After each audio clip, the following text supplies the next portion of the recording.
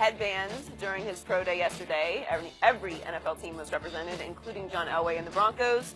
Baker threw 70 passes, completing 62 of them. He also ran 40 yards to the other side of the field after each series to make it, quote, a true workout. Let's take a listen to Baker on his draft status. I feel like I put myself in a good spot here to, be considered the best quarterback in the draft. No matter the height question or people, question the character. I think these meetings have been great for me. So put myself in a good spot, and it's kind of interesting to think about, before the season, they had me at a 3rd to 4th round grade, and now it's improved a little bit. It's an interesting process. People trying to evaluate your game, find out the flaws, everything like that.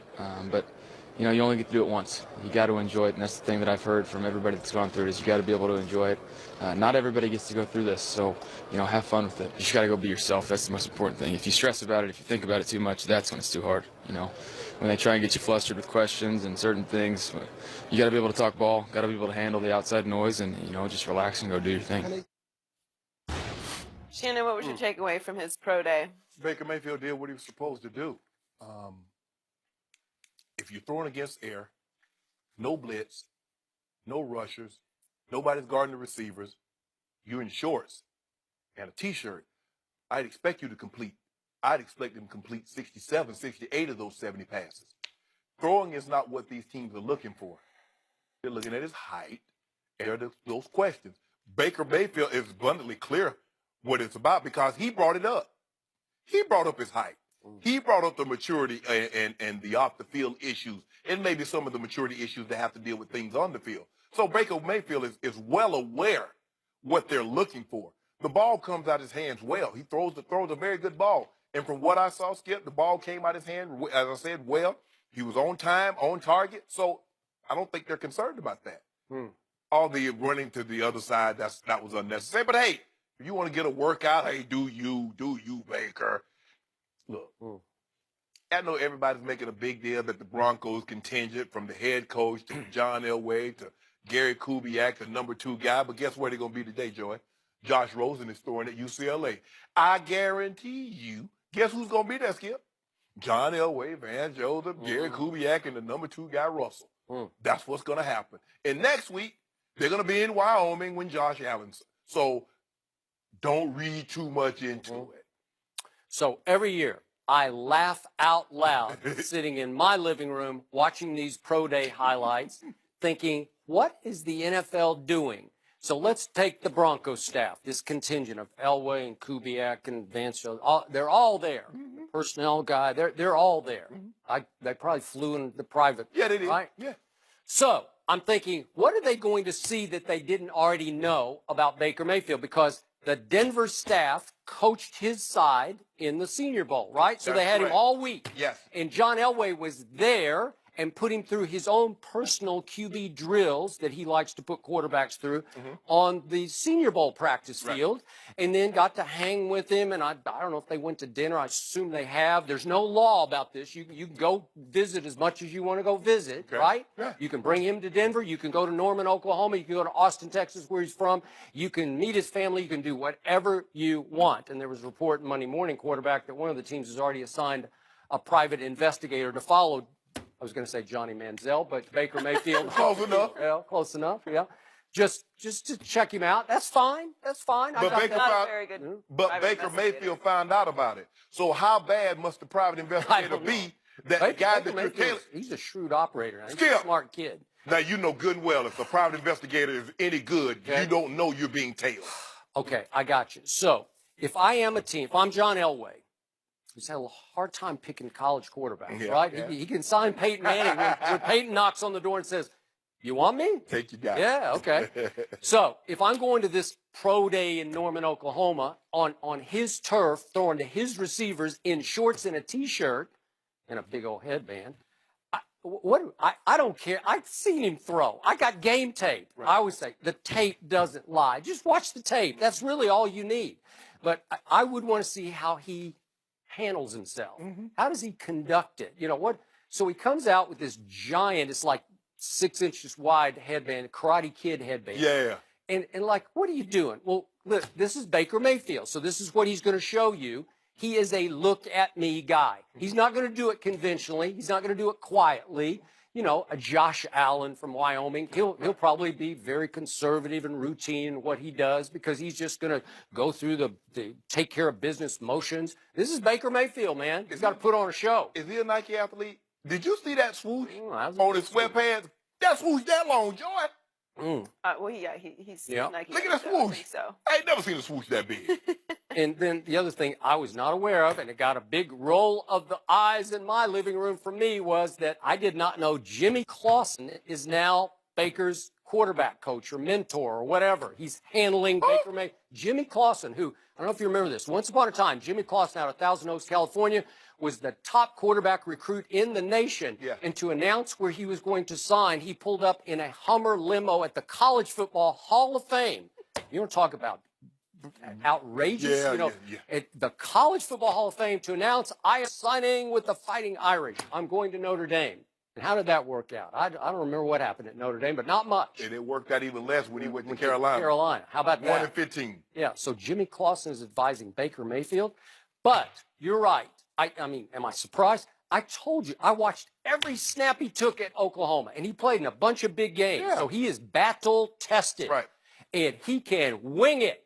He has got a live arm. Trust me, he can throw it long. He can throw it medium. He's got touch short. He can move in the pocket. He's not downfield fast, but he has elusivity. Not Manziel-esque, but he can move a little bit. He can create space.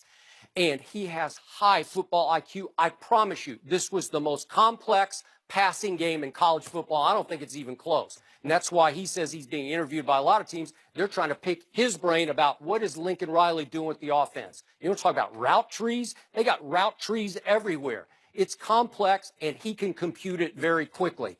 To me, he is the most ready for NFL. He could step in. I believe John them being there was a smoke Maybe screen. it The could second be. highest contingent was the Giants. Now, you mean to tell me the Giants with the number 2 pick was going to take Baker Mayfield?